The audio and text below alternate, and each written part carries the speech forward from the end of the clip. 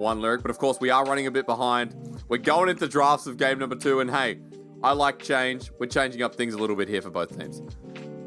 Yeah, but one thing to note that is kind of similar is that RNG seem to have decided that the best thing to do this meta is just keep Crying playing what he's comfortable with, right? Maybe not try to get him on the Viegos, the Silas's, just hey, Lissandra game 1, Orianna game 2, a composition they're very comfortable with, very strong team fighting composition. They have a lot of disengage tools as well. To whoever Top Esports, it is full on dive in, baby. You wouldn't expect anything else from Top Esports. The Silas coming out from Knight. I mean, Knight already has so many highlights on Silas this split alone, so hopefully a better game can come out from them. I think the Braum, the Orianna, a lot of these champions can cause a lot of problems for them to execute their plan well, but we already know, I mean, this is a combo we've seen hundreds of times now, right? Set, Diana, Silas. If they can execute, if Jwal can have a good game on Rakan, there's definitely opportunity when you have 2 immobile carries on the side of RNG. Well, see if they can abuse them. Gala and Crine will be the targets then, and going into game number 2, RNG on the blue side here, so we've swapped around, and we're entering Summoner's Rift. Crine on the Orianna, you said it yourself, right? Comfort picks here for the mid laner, but also for Knight too. I know he has a wide champion pool, but the LeBlanc, the Silas, I mean, both are just great picks here for one of the best mid laners in the league who is trying to return to that title. I think it's something you and I talked about extensively last split, where Knight wasn't having the best split alongside Rookie, and we had new people show up to the role. Yeah, definitely, but coming into his own this split, there are some things I want to highlight. We see the lethal tempo coming out from Gala, so maybe going towards that 80 carry route of building Varus rather than the lethality coming out.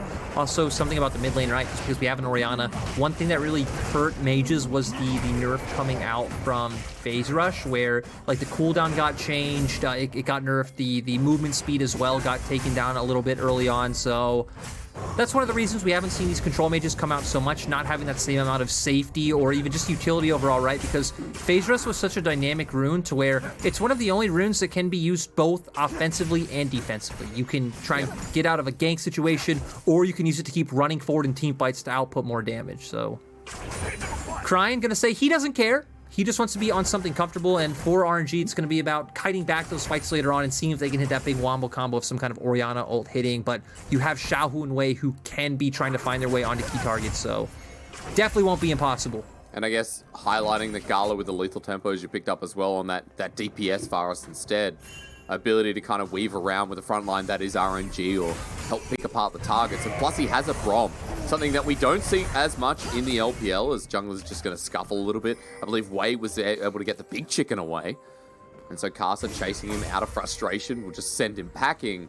But Lyric, coming back to the point that, you know, we don't often see the Braum. It's usually with purpose and with an AD carry that he can stand by. So it makes a lot more sense that Varus is going to be in the heat, as Xiao and Jing did. Okay, forget the point entirely. Top laners are brawling again. Xiao looking for these trades, but Xingtian is going toe-to-toe with him. Xiao probably waiting for that E to come back up to look for another good trade coming out. But going back to your Braum point, right?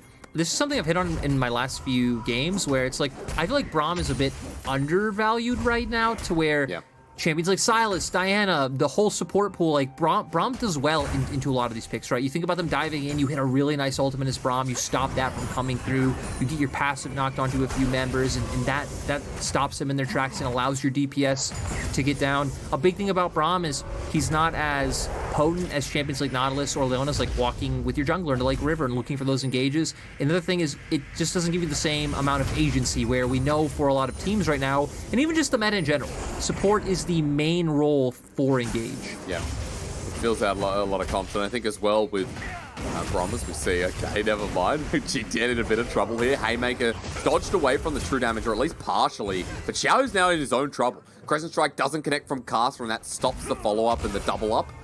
As Pale Cascade at the ready, Xiaohu ready to take the Sonic Wave, but that is no. And Xiaohu will actually just stick in the lane. He's going to safeguard away and toy with Casa as TP comes in. Well, the thing is, I think this is actually pretty massive from Karsa to be here and to stop this from happening, because you look at what Xiaohu did, right? Took that early recall, bought a second Doran's Blade, so he's all inning on laning phase. Yep. I think was banking on the fact that he'd have that health advantage. Doesn't look like anything should be able to happen here. Was banking on the health advantage and item advantage in top lane to be able to potentially find either a flash or some kind of massive advantage in that to be able to push his laning phase even further ahead. But now, having to go for another recall after having just TP'd the lane, the wave did not crash into Qingtian's turret, so he was able to deny minions from the side of Xiao, and Xiao is only falling further behind right now. So top lane going much differently than game one. And mid lane's going differently. I mean, overall, Cryin, you talk about agency on picks. Orianna versus Sylas abusing the range advantage so nicely. He's going to be able to pull up this wave. Knight doesn't have TP, and so at half, 1/3 of his HP, has to stick around here. Well, Cryin might not have TP as well, but he's going to stick around himself and just make sure that Knight is constantly under pressure. I mean, this is a matchup that was historically Orianna favored. It surprised me in spring when we started seeing so many people pick Sylas into Orianna, because in the laning phase, what happens is what we're seeing now. You're just able to bully him very easily. You're able to E and then W yourself, get that movement speed, try to dodge out on the abscond duck.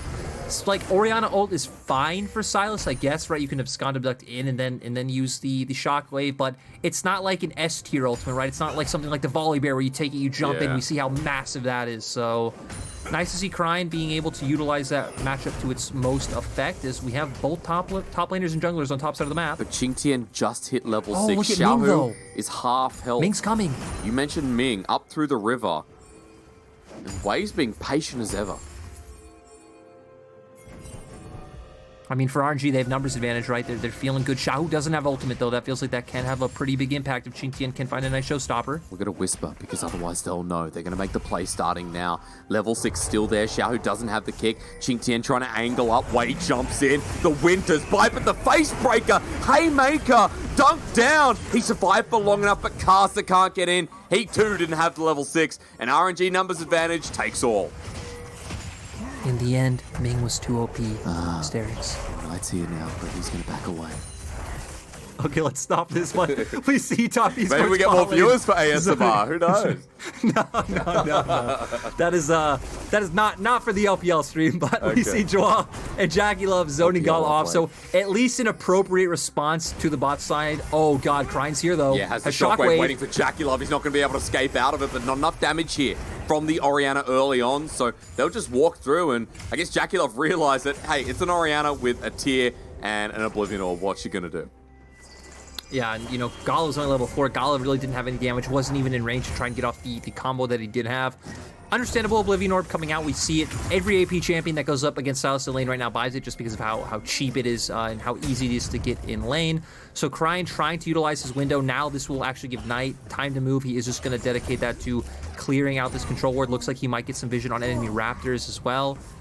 And yeah, I feel like we're seeing a pretty good response from top esports in regards to what RNG did, and even despite the play topside, right? Because of what happened in early laning phase, Xiaohu's still behind. Xiaohu's still about 20 CS down, has finally picked up a longsword and ruby crystal compared to a pickaxe coming out for Qingtian, so you would expect Qingtian to get towards that mythic first and be able to start having a bigger impact. And now for RNG, you're gonna have to do something different. You're not gonna be able to snowball the game off an early lane advantage like you did last time around. It feels like it is gonna come down to more of that mid and late game composition that we thought of like, hey, kiting out top esports engage, once Cryin is strong, being able to get his damage down, and especially peel for Gala. So feels like a very outdated comp, but we know the reasons why RNG is doing it, because the meta wasn't really working for them. True. I mean, they're going to find their own way at the moment. I like that you bring up top esports conditions as well, though. You know, getting that engage off and tunneling down, because they're trying to do that right now. Knight and Cast have positioned towards bot side, and Moonfall is now available. While in the top lane, oh no, Qingtian just punches Xiaohu to death. I mean, the advantage, right? He has a level lead. He's higher base stats, higher damages coming out. The items, he was already able to zone him off just from all of those things. Looks like both of them had to use flash in that exchange as well.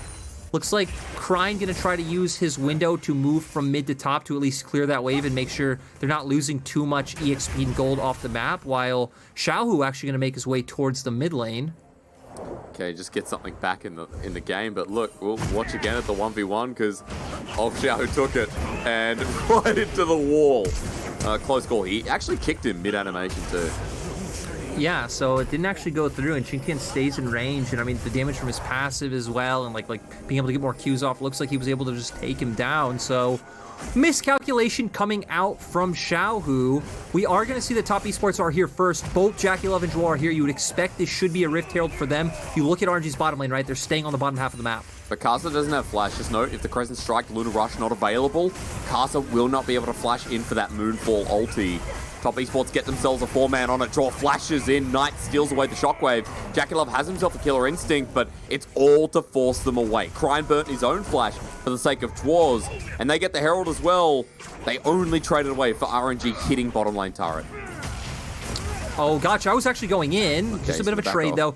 I think RNG are very fortunate that thing go worse, right? Because I'm surprised that they would be in that position when they are just committing to getting plates on bottom lane. So overall, feels like this was a very worthwhile trade for RNG because they were able to get so much and deny so much from the side of top esports. Like, right, this wasn't just one plate for Gala. This is a few plates for Gala. You've denied now 2 or 3 waves of minions from Jackie Love. They were all sharing EXP, and Crying didn't go down to where if you hit Abscond Abduct, maybe top esports can get 2 or 3 kills in that scenario. So, I mean, a bit surprising RNG took the risk, but it didn't matter in the end. Yeah, I mean, they have the gold lead because of it, right? And even in the top side, we'll have to see what happens because Xiaohu just used his kick. Safeguards away from the face breaker, but can he do any more? Showstopper down while Knight turns his attention onto the bear, who's deleted. We call Peter, but no one responds. As Xiaohu joins as well. 2-1 and 0 on Qingtian.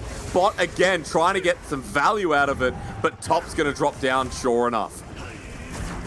Yeah, nice play coming out from top esports. Now with Jackie Love coming back to lane, right, has Green Quiver, has a serrated Dirk, so you'd expect that Gala and Ming maybe not able to push into that turret. I think they do have to be careful, though, because both of RNG's soul laners do have TPs and can look to make a play there, maybe force them off or threaten a dive, but looks like Gala and Ming are just going to go for the reset. I mean, Gala must have tons of gold, right? Gala must be sitting on just a ton of money, maybe even just close, or I don't know if he'd even be on his mythic at this point. 4,100, so about 700, 600 gold over Jackie Love right now. Which is big, right? And I think we also need to note that Crine is not over gold in Knight, but has a big CS lead in this mid lane, which is keeping him competitive with Knight, who is able to pick up their resources, especially that top lane first turret blood that top esports got. But now Knight's in a bit of trouble. He's going to be bopped away. I think he flashed immediately, but Shockwave's going to bring him back in. Flash again from Wei, and Crine picks up the kill. They never say die. Yeah, and you know, RNG, I'm actually surprised they had the damage to take him out in that Me one. too. Crine was holding onto the Shockwave, did get it after the flash came out, which was nice, allowed for Wei to get the flash and come in, so this was extremely back and forth, right? Because RNG have had like better control over the map and like the waves and what's going down, but top esports have been finding their own creative ways to stay even in gold, especially through skirmishing. That's where they've been really strong, but they will have to drop this one down from the fact that Wei is hovering around bot side. Turn it on to Jackie Love, chains corruption cleansed away from Ming, jumps forward and casts on the wing. Wei just shadowing in case the Diana follows through. That's what Wei's really been trying to do. Up in the top side, even towards mid. Wei's all been about the counteractive plays this game, Lyric, and you can see his CS is suffering for it, but he's still trying to keep RNG level, moving into that mid-late game position you talked about, where their old-fashioned sort of comp really comes alive and finds its avenues. And I'm really interested to see how it pans out, right? Because Set, I think, offers and provides more utility in the late game. Diana definitely outscares the Volley Bear. We know Silas Orianna is a bit of a wash in terms of what they can do, but Orianna probably favored the later it gets. And then for RNG's bottom lane, you know it'll come online stronger later on. So a bit of scaling elements on both sides, but RNG's, I think, has the formation that is easier and just kind of more standard, right? You want the standard 5v5 team composition. You want to ward off flanks. You need a member like Xiaohu trying to make sure and like hover around Drake Pit if your team's on Drake, and making sure Qingtian, Karsa, or Knight can't come around. To where for Knight, Karsa, and Qingtian, they need to be looking for those plays and finding those windows and flanks. So that's what we're going to be looking at the later we get. Top esports at least getting off to a nice 2-dragon lead. Yeah, it really puts agency onto this Soul. It is going to be a Cloud Soul once again, but still, I think one thing I didn't mention in the BLG series, the fact that Diana with Cloud Soul, her ability to reposition is always big. Even Set 2, right? It is a Soul that can be used and is still a big advantage for this team. So 2 more to go here. Again, puts the agency on those objectives. We also have to look at the second Herald will be the next one we're talking about too. Something that has today really been looked at quite heavily. So we'll see if teams want to fight over it when we get towards that mythic place, because that's the place we'll be when that Herald spawns. I mean, when we're all about snowballing gold leads, right? LPL teams love that injection of gold when they can start breaking down turrets, get the map open, put down some vision.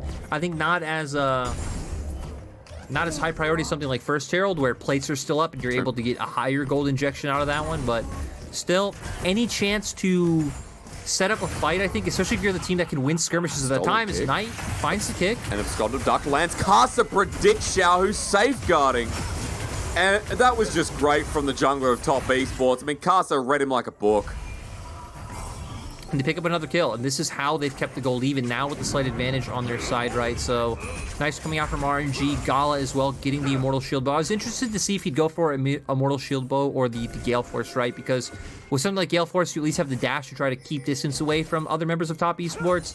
But with Immortal Shield Bow, gonna be able to get all that sustained. Jackie Love hit by a bear, unawares. Yep, Stormbringer down, and goodbye to Jackie Love as he hits the ground. Top esports lose 1 for 1 in an elongated play across the map. And Gala would just be able to push the mid turret. Not sure if he can get this one, Lyric, but at the very least, a bit more damage done. And I feel like the big thing is he's just continuously furthering his advantage over Jackie Love, right? Yep. More CS that Jackie Love's missing, more gold in the XP is going down. Karsa's coming. Looks like they want to threaten the fight, but not going to be able to do anything. Actually, RNG! And they're going to get the Winter's Bite passive as well. A Knight for the re-engage doesn't land the Abscond Duct onto Way, and Draw gets poked down by the Blighted Quiver. Gala just keeps hitting away. I mean, Gala's a big issue right now, and RNG managed to walk away. Gala doing a nice job so far, and interesting to see RNG kind of bring back the like protect the president sort of style with Gala and enable him to be a big threat. I think so far Wei has been such a big defining force in this series. Like we highlighted in game 1, I think he played extremely well. You know, we can overlook the Baron shenanigans, which were pretty kind of like bleach on the eyes, but you know what happens? It happens every now and then. This time around, I think having a massive impact in this game. Oh god. Can't say I've experienced it myself, but it doesn't sound too pleasing. But again, overall, great game 1, coming into game 2, performing very well, been involved in everything that RNG have found so far on the map. RNG so far have been making those the smarter trades in terms of getting Gala ahead. Yeah. And now for top esports, it comes back to that standard like side lane comp, right? We're gonna see them hover ground pushing in. I think you'd like to have Karsa hover with Qingtian because that's where you have your mixed damage and that's where you have the easier setup, right? Like Stride Breaker into Face Breaker with Showstopper and then Diana's Moonfall coming in and then trying to find kills there and then moving that to the team to where I think Knight can be a little more self-sufficient on the Sylas. Yeah, and with the Everfrost as well, the stopwatch in hand too.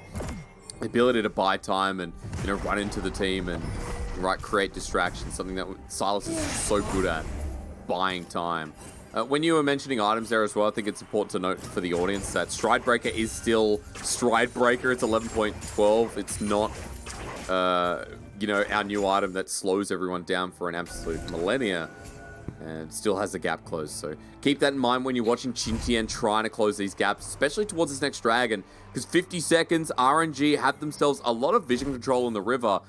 And top esports, I mean, they're just trying to manage sideways right now, like Knight's done on the top side, like Qingtian's doing here, getting ready to push up as a group and try and clear out some of the deep wards. And I like what they were doing as well, to where they know they need to have Wei hovering with Crine to push out the waves. Crine, of course, not feeling comfortable sitting in side lanes as an Orianna. You do put yourself under a lot of threat from someone like Qingtian finding an engage on top of you. So even look at him now, right? Doesn't even walk through river because he doesn't have vision.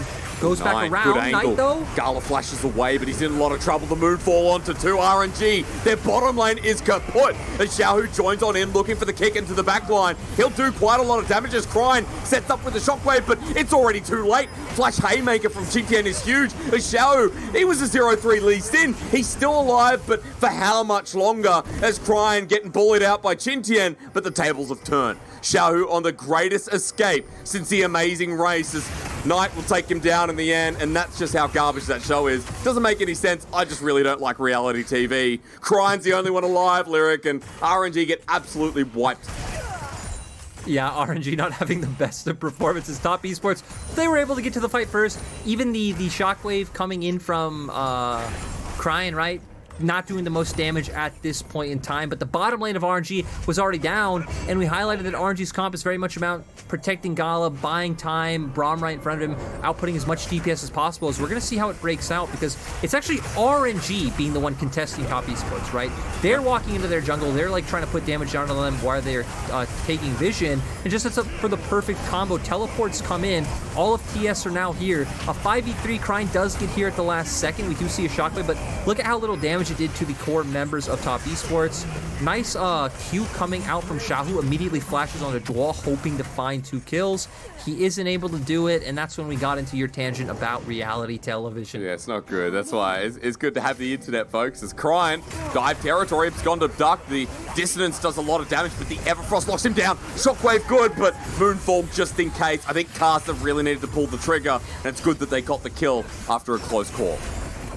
Yeah, Knight even had to flash in there to secure that he would hit that shockwave, so utilizing a lot on that play in terms of ultimates and summoner spells. We're going to see RNG try to answer on the opposite side of the map.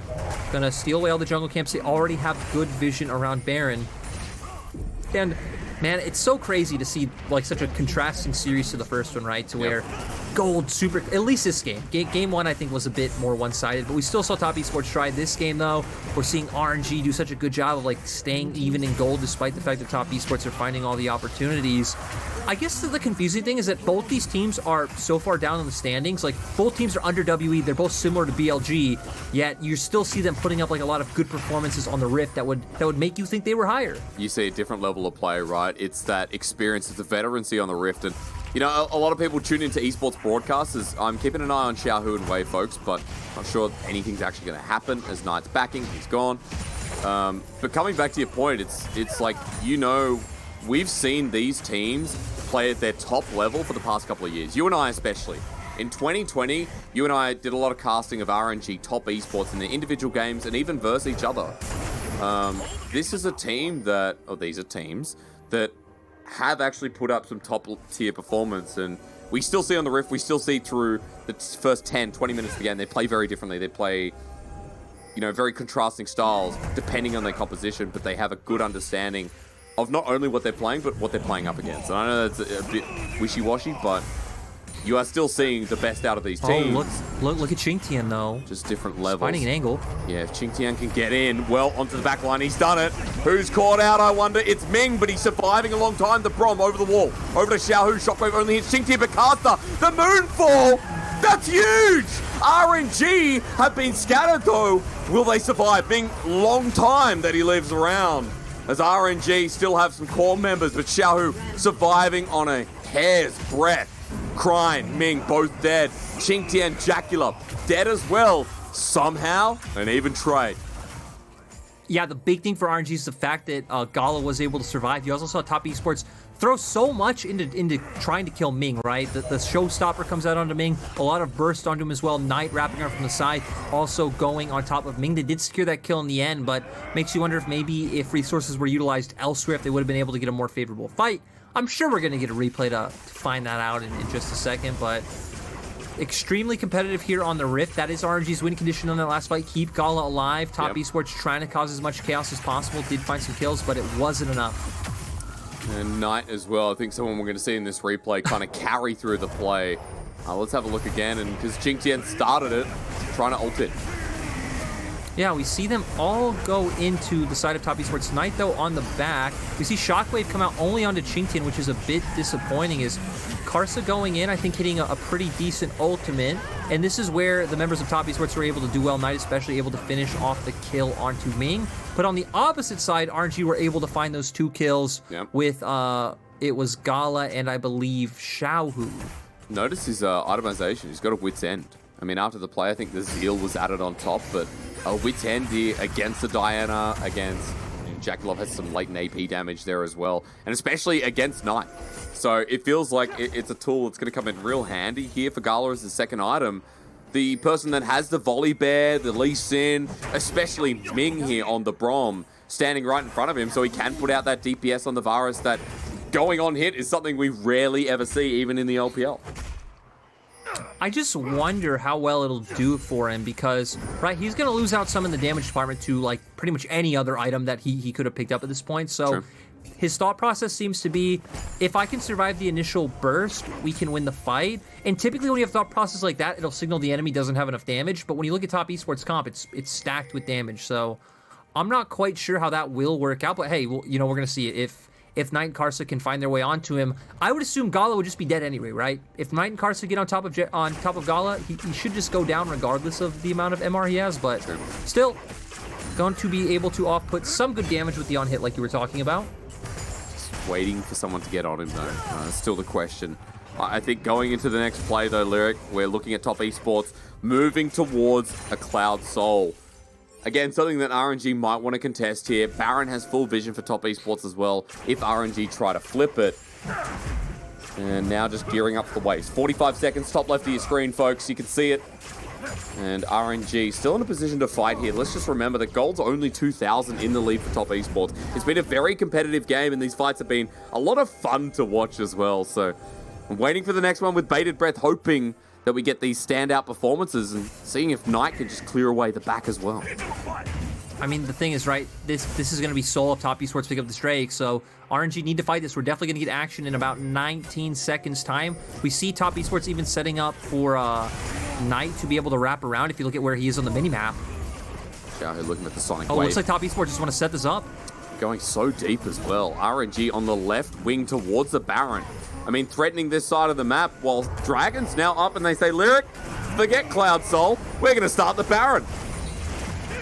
Yeah, and top esports put in a weird position. They thought, hey, maybe we try and threaten with 4 while having 1 do Dragon, but top esports realizing they need to send all 5 members. RNG are doing this so fast. It's going quick. You have an on-hit Varus, but into the backline. Knight flashes to the shockwave, doesn't get it. While into the backline, Gala's knocked up. Set gets in as well. Chintia may have carried the fight as they all have to get back, but the moonfall from Karsa. Gala, only just alive, tries to poke down for the kill on top of Knight, while Krine is such a big boy.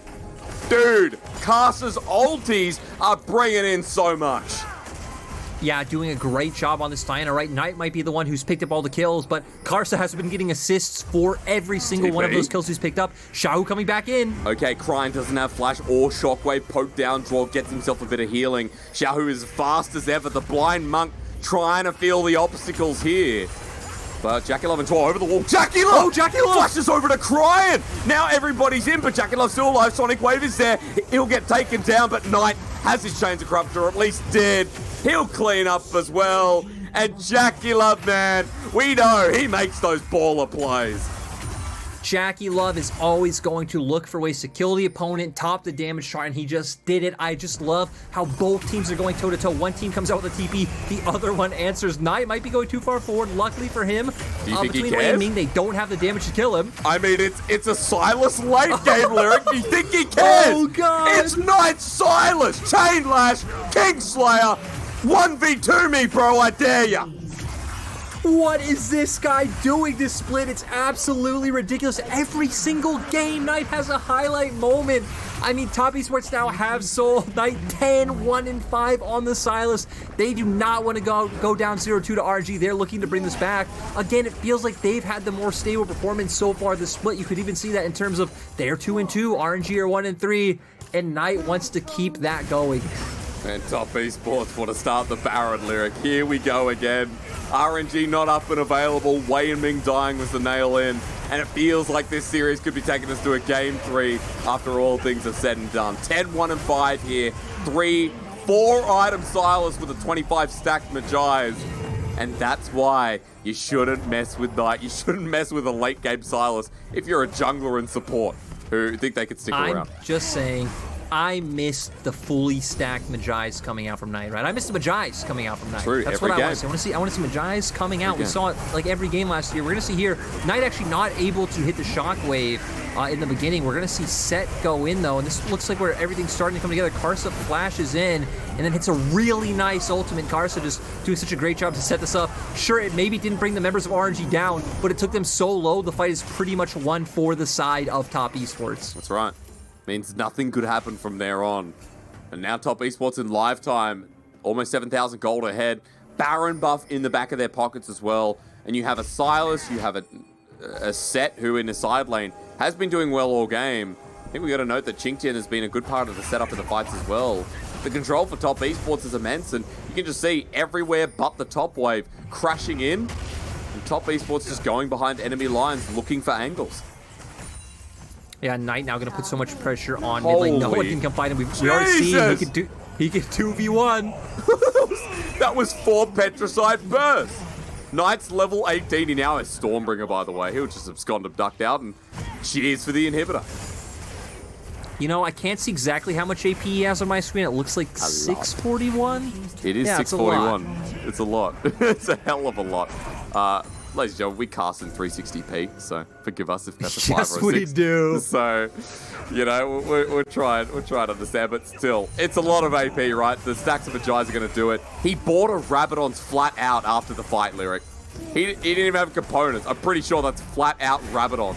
That Knight is now ready to flank with into the backline. Qingtian sets us up. Wei takes half his HP bar, and Chainlash adds some more. Qingtian smacks him down as Stormbringer is the last hurrah for Wei. Top Esports backing out, but Knight wants to go in. He's on Takala. Stormbringer there as well. Golden to buy some time. Top Esports know this mid lane is taken over. Knight's dive in the fountain. Triple kill over to Jackie Love, and sure, he's played well, but Knight is a beast. This team brought us to the full series the last time they played. You couldn't expect anything less. Coming back this time with Top Esports, taking us the distance. 841. Cheers to the little balance over to chat there. Lyric, that's a lot of AP. And boy, oh boy, did he use it in the last play. 1 apiece here for RNG versus Top Esports. It goes the distance, and this is what you want out of our midweek, not match of the week, mid-season match.